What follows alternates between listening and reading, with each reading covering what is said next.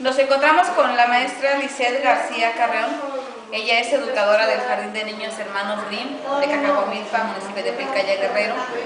Es maestra de tercer grado y en su grupo me dio la oportunidad la maestra Liz de aplicar una situación didáctica. En realidad fueron dos, y nos pudimos dar cuenta del desarrollo de las competencias de niños que integran su grupo.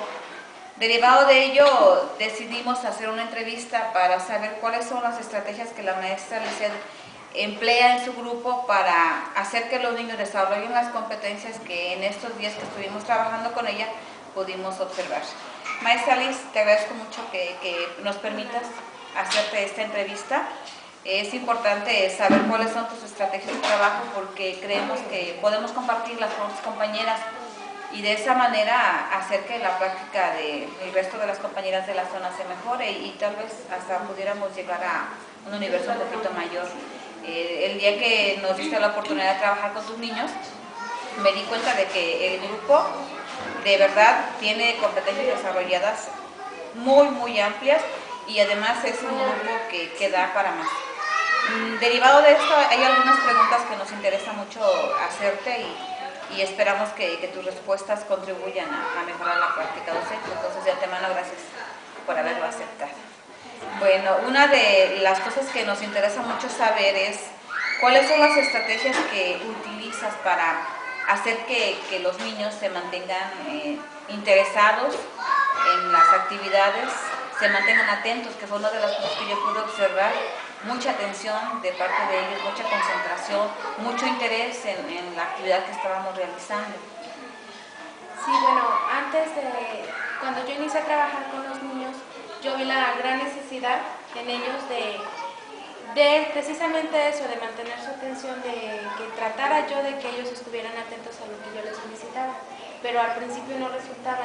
Entonces yo vi necesariamente establecer un reglamento para todo. Yo decía, bueno, si ellos no reaccionan o no me responden en el momento en que yo se los solicito es porque algo está faltando. Y efectivamente elaboré un reglamento interno del aula con ellos, lo cual fue mi primera y principal estrategia de llamillo porque fue muy funcional en ellos. No lo hice yo, los hice partícipes en un diálogo, en una mañana de trabajo. Al inicio del diálogo los traté de concientizar de la importancia que es de practicar los valores. Primeramente les hablé de los valores que no conocían, que no sabían de ellos. Entonces ellos poco a poco se fueron dando cuenta de esa importancia de practicarlos. Elaboramos ese reglamento con ideas propias de ellos, concientizándolos y haciéndolos recaer en lo que es necesario hacer dentro del aula para hablar y para ser escuchado. Porque no es nada más el que ellos hablaran. Yo les decía, todos quieren hablar, sí, pero también tenemos el derecho y la obligación de escuchar. Entonces los fui encajonando de tal manera que ellos mismos se dieran cuenta de qué es necesario para poder establecer una plática. Y ya ellos mismos se dieron cuenta de que, pues, bueno, vamos a estar callados mientras otra persona habla. Si yo quiero hablar, ¿qué puedo hacer? Nada más meterme o pedir la palabra, ¿de qué manera? Y entre todos se fueron dando cuenta lo importante que es solicitar la palabra, esperar un turno, escuchar y respetar lo que el compañero está diciendo. Si no me parece, bueno, ¿por qué crees tú que es así? Y ya el otro compañero defender su idea también. Pero todo eso fue un proceso que se fue dando de una manera gradual, en la que yo fui viendo la respuesta de ellos a través de ese reglamento que se estableció. A veces lo vemos como muy vago, decir el reglamento como cualquier cosa, pero no, a mí me resultó mucho. Había niños todavía que, como es normal, pues hay niños inquietos, hay niños que no falta quien pone un desorden. Pero me agarré de esos precisamente para seguir manteniendo el control. El caso de uno de los niños que más frecuentemente me inquietaban, a los demás lo hice concientizarse como que él era el mayor de todos. Y ese es el que prácticamente no podía dar mal ejemplo, si era el mayor de todos. Entonces debería de portarse bien para que los demás se portaran mejor. Junior. Ajá. Junior es el niño que al principio sí no sabía cómo decía, bueno, ya hice esto, ya hice aquello, no. Entonces me fui metiendo de ese modo, a ver, mira, ¿te das cuenta? Por estatura eres un normal, por edad también. Y le digo, entonces, ¿cómo podemos hacer para que los niños se porten bien si ven que tú te portas mal? A ver, si yo ven que me porto mal, ellos se van a portar mal, por lo menos que se portan mal. Y ya entonces, él solito, yo no le fui diciendo, pórtate así, te quiero sentado, te quiero callado, no. Él solito fue cayendo en que era necesario que ellos vieran buenos comportamientos para que ellos también los aplicaran. La maestra como modelo. Y la maestra como modelo en el mismo También. programa de preescolar nos marca que la maestra es una parte fundamental para el aprendizaje de los niños y que actúa como un modelo para ellos. Entonces es lo que siempre yo he recalcado en ellos, el decirles, ¿por qué hacen esto? Ustedes ven que yo voy y con la maestra fulana hago esto, ustedes ven que yo voy y si la maestra Julie, la directora, trae esto, me gusta, se lo agarro. No, maestro, ustedes ven que yo le grito, no, entonces ¿por qué lo hacen? Y a partir de ahí es que ellos se han dado cuenta en que es mejor hacer las cosas de otra manera. Pero siempre recayendo en que ellos se den cuenta, en que reflexionen, en que piensen, sin decirles yo, mañana así llegan, se sientan, se paran, se esto, no. Ellos solitos se han dado cuenta y los resultados se ven sin que yo se los diga, porque ellos mismos se llaman la atención, ellos mismos dicen, esto no está bien, Junior, o esto no está bien, Oscar, o esto no se hace así. Entonces yo ahí me doy cuenta que no es necesario tanta reprensión, tanto no sales al recreo, tanto no comes esto, tanto no te doy lo otro, porque sí entienden. Yo siempre he dicho que estableciendo una regla o haciéndole ver a los niños lo que es bueno y lo que no, rápido lo comprenden. Es algo que yo observé el día que trabajamos el objetos que notan y que no flotan. Cuando les digo que les quería leer un cuento, les pregunté qué querían y me dicen, que usted quiera, maestra, usted escoja. Y me fui al área de la biblioteca y comencé a revisar, a ver cuál.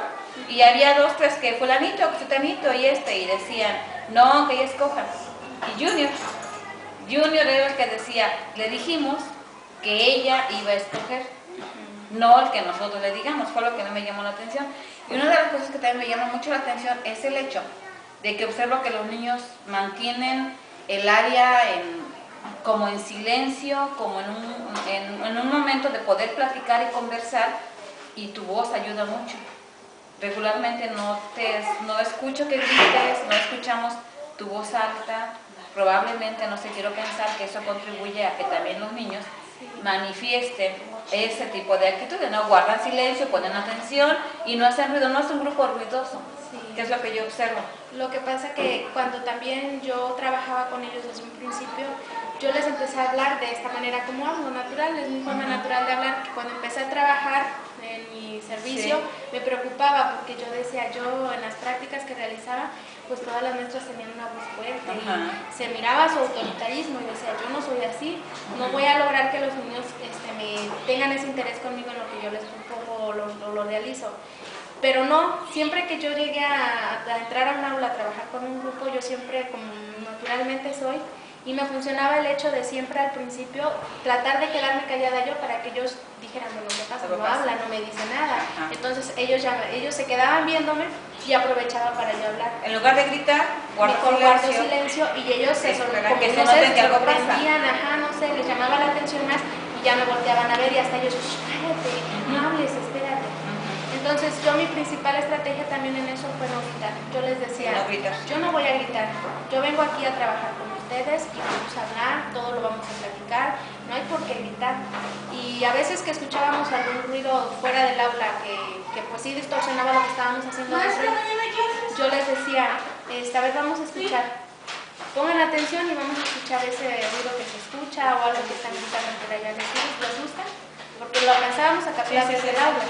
Y se quedaban, no, maestra, oigan, es fulano, oigan, están haciendo esto, están haciendo lo otro, ¿se oye bonito? No, digo, ¿para qué gritamos?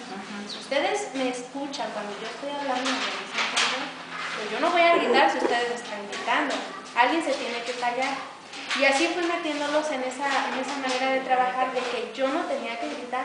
Incluso hubo ocasiones en las que yo me sentía mal de la garganta o venía un poco afónica y se los hacía notar, ¿no? Y vengo así, me siento así. Si yo grito me puede perjudicar más. Y era muy chistoso porque a veces cuando en una ocasión vine así media afónica, no se me escuchaba muy bien, ellos así se hablaban, no, pásame la regula, fulano, dame la hojita, maestra, ¿puedo ir al baño? En la misma voz que yo hablaba, ellos hablaban. Y es donde, pues, vuelvo a repetir, se da cuenta uno que no es necesario.